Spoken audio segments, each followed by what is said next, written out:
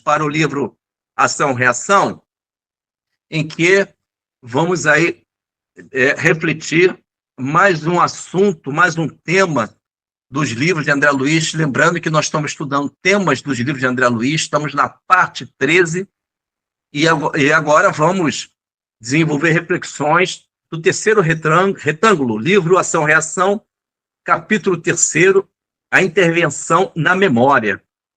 O assunto que eu destaquei, existem diversos assuntos, mas um deles é inteligências perversas.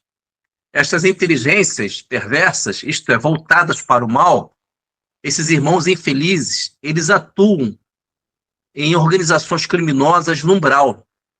Existe uma nota deste livro Ação-Reação, no capítulo Preparativos para o Retorno, existe uma nota de André Luiz que diz o seguinte, que nessas organizações criminosas no umbral, lá no umbral, com as suas variáveis, isto é, abismos, as colônias que, evidentemente, apresentam colônias inferiores, em que existem as cavernas de sofrimentos.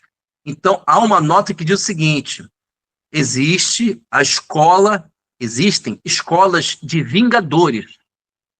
Infelizmente, esses irmãos do umbral, eles, quando foram vítimas, e muitas dessas vítimas não perdoaram, e os seus algozes reencarnaram, e eles estão no mundo invisível tentando atuar em todos nós, porque eles não perdoaram. Um grupo bem diminuto, reduzido, perdoaram, alguns deles. Agora, a maior parte não perdoaram e estão atuando, e utilizam essa chamada escola de vingadores, em que eles dão formação de hipnose para o mal, eles tentam fixar a monoideia, eles tentam lançar vibrações deletérias, tudo por aceitação nossa. A coisa não é automática, nós que aceitamos. E estas inteligências, segundo esse capítulo 3º do livro Ação-Reação, André Luiz se encontra um posto avançado dentro do umbral, em que esse posto, essa pequena colônia, ela é presidida pelo Druso, em que tem o seu filho Silas.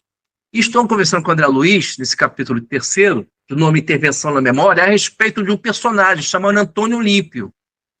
Esse Antônio Olímpio, na última encarnação, infelizmente, ele matou seus 2 irmãos para que ele pudesse tomar posse da herança que os pais deixaram para os 3 filhos. O Antônio Olímpio matou, ele agiu como homicida, ele assassinou seus 2 irmãos para se apossar por inteiro das fazendas, dos bens que os pais deixaram para os filhos. Olha que loucura. E esses 2 filhos que foram vítimas, esses 2 irmãos que foram vítimas do irmão Antônio, não perdoaram ele, aguardaram ele desencarnar e aprisionaram o Antônio Olímpio, esse homicida, infelizmente, nas regiões do umbral. E ele, Antônio, foi resgatado pela Mansão Paz, que é presidida pelo mentor Druso.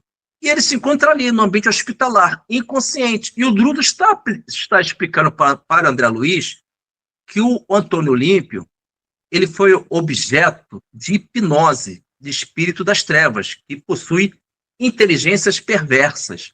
Porque a nossa inteligência, se ela não tiver o toque do Mestre Jesus, há um perigo nisso. Se a nossa inteligência não tiver um valor do Evangelho, podemos utilizar a nossa inteligência para o mal, para a crueldade, para a manipulação.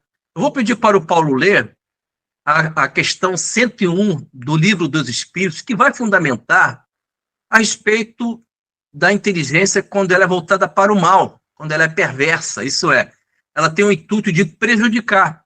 Lembrando que nesta inteligência, a razão já foi falseada pelo egoísmo, pelo orgulho e pela má educação. Isto é, se a inteligência é voltada para o mal, é porque no núcleo dessa inteligência, o núcleo dela, a razão que está no núcleo dessa inteligência foi falseada pelo egoísmo. Isto é uma inteligência voltada para o mal. Tu pode ler, Paulo, questão 101 do Livro dos Espíritos. Vamos lá.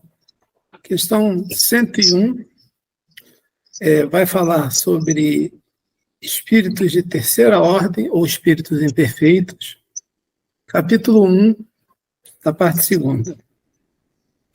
Características gerais desses espíritos. Predominância da matéria sobre o espírito. Propensão ao mal.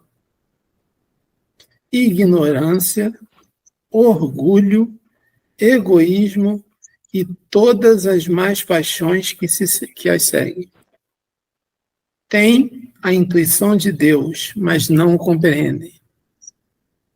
Nem todos são essencialmente maus, mas, em alguns, há mais leviandade, inconsequência e malícia que a verdadeira maldade. Alguns não fazem nem o bem e nem o mal, mas somente pelo fato de não fazerem o bem denotam inferioridade. Outros, ao contrário, se comprazem no mal e ficam satisfeitos quando encontram ocasião de praticá-lo.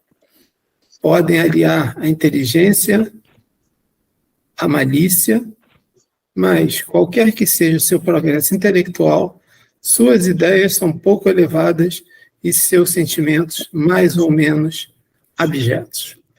Tá ótimo, Paulo. Então, conforme vocês perceberam a leitura do Paulo, que estamos fundamentando esse assunto inteligência perversas, do livro Ação-Reação, capítulo 3º, Intervenção na Memória, segundo a questão 101, a inteligência, quando ela está aliada ao mal, é porque a razão já está comprometida. Existe uma questão 75 item do Livro dos Espíritos, Allan Kardec pergunta por que a razão não é um guia infalível. A razão deveria ser um guia infalível, concordam, amigos? Mas, segundo a resposta, a pergunta de Allan Kardec, diz o seguinte: a razão seria um guia infalível se não fosse falseada pela má educação, pelo orgulho e pelo egoísmo. O egoísmo, com as suas variáveis, o interesse pessoal é uma expressão do egoísmo, não é somente não conceder dinheiro para outros, auxiliar, ajudar. Esse egoísmo é o grosseiro. Eu estou falando o egoísmo sutil, o interesse pessoal, que você, às vezes, não consegue respeitar nem a fala daquele que é seu afeto. É uma espécie de egoísmo, porque você está impondo uma condição. Então, o egoísmo ele tem as suas variações sutis. E uma delas é a inteligência, quando ela está a serviço do mal. É um tremendo egoísmo, porque a inteligência é um atributo avançado do espírito.